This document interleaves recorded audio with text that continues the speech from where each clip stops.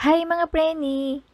Ngayong araw ay gagawa tayo ng kakanin mula sa glutinous rice flour o malagkit na bigas.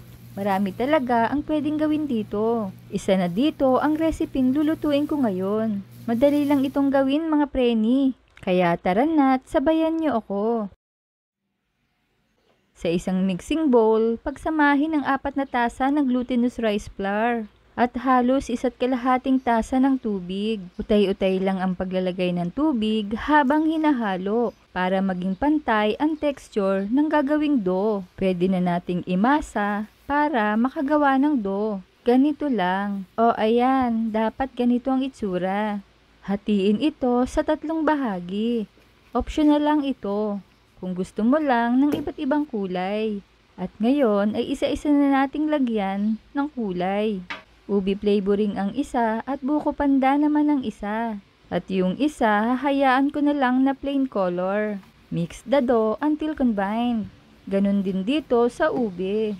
Magtatakal ako ng tig-1 kutsarita each flavor. O bahala ka na kung anong sukat ang gusto mo.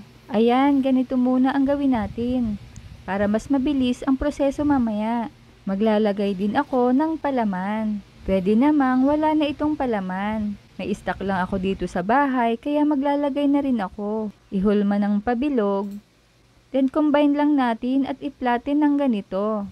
Then lagyan ng cheese. Pero lang ng ganito. At ulitin ang proseso. Ayan, tapos na para sa cheese flavor. Ngayon naman ay para naman sa peanut butter. Lagyan lang natin ng palaman at ulit-ulitin din ang proseso. Tiyaran, tapos na. Lutuin ito sa kumukulong tubig. Halu-haluin ng bahagya.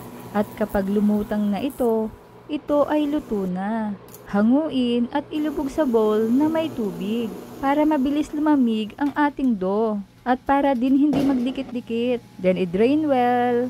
Sa kawali, i-toast ang 1/4 cup of sesame seeds. I-toast ito until brown.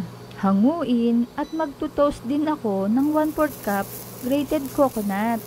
Lagyan ng 1/4 cup of sugar. Then mix to combine.